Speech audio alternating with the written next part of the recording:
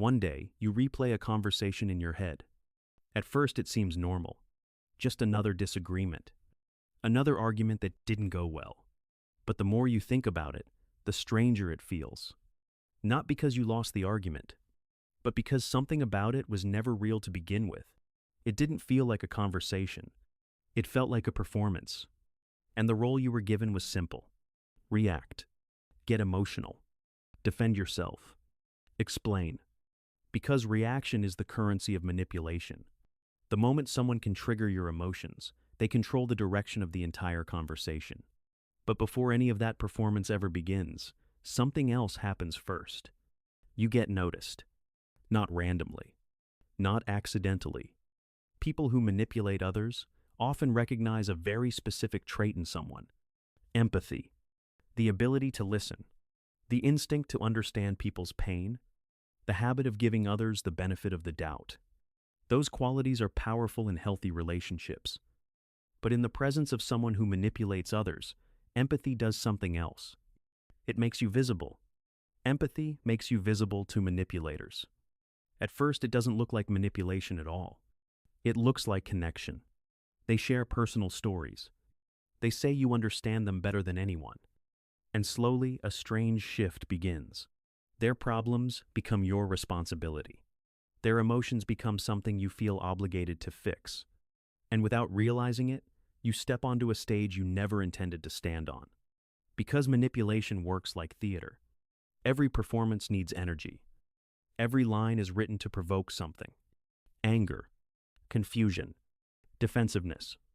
Anything emotional will do. But the performance only survives if the audience reacts. And the moment you stop reacting, the performance becomes awkward. The accusations lose their momentum. The drama begins to stall. Because calmness is psychological armor. When someone expects chaos and receives calm instead, the script begins to break. But this is where the second trick appears. Speed. Manipulative conversations often move incredibly fast. Stories change. Details shift. Blame jumps from one topic to another before you can process the last sentence. That is not confusion. It is strategy. Because lies cannot survive slow thinking. The moment you slow a conversation down, something interesting happens. Instead of arguing, you ask a simple question. Can you explain what you mean? Now the story has to move slowly. It has to make sense. And suddenly the explanation begins to fall apart. Details shift. The timeline changes. The story contradicts itself. Because manipulation depends on momentum. And when momentum disappears, the script stops working. Most people think manipulators want to win arguments. They don't.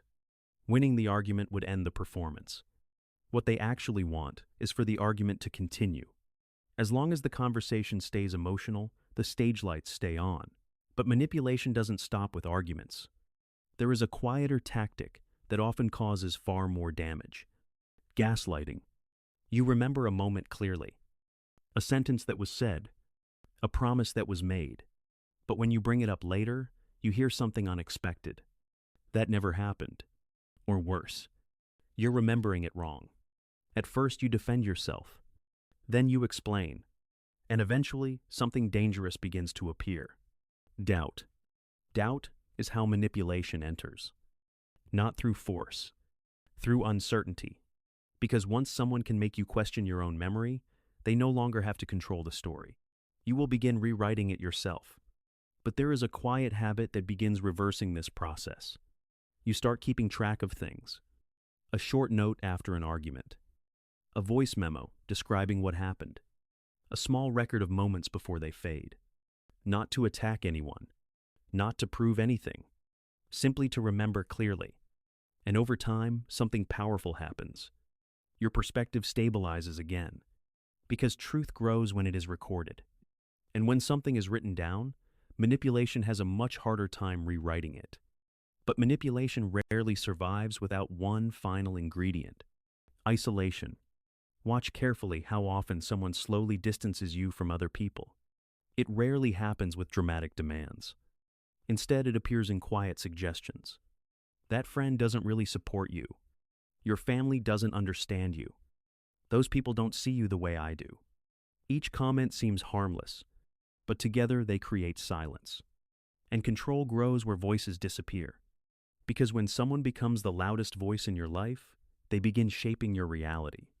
The way out of that situation is rarely dramatic. It begins with small decisions. You reconnect with someone you drifted away from. You return to parts of your life that once made you feel like yourself. A hobby, a conversation, a place where you feel calm again. And slowly, something important begins to change. Your world expands, which means the cage that once held you begins to shrink. You don't escape the cage by breaking the bars. You escape it by growing beyond them. But the final shift is the one that changes everything. Because the most exhausting part of manipulation is not the conflict. It is the endless attempt to be understood. You search for the perfect explanation. You replay conversations in your head. You believe that if you could just say it the right way, something would finally click for them.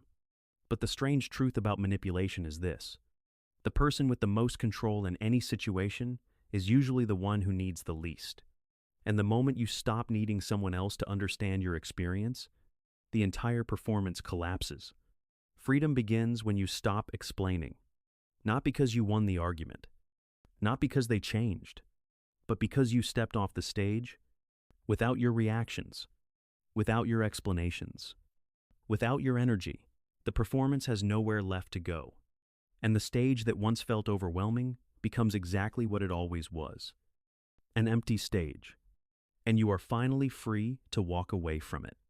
If this perspective helped you see something more clearly today, share it with someone who might still be standing on that stage.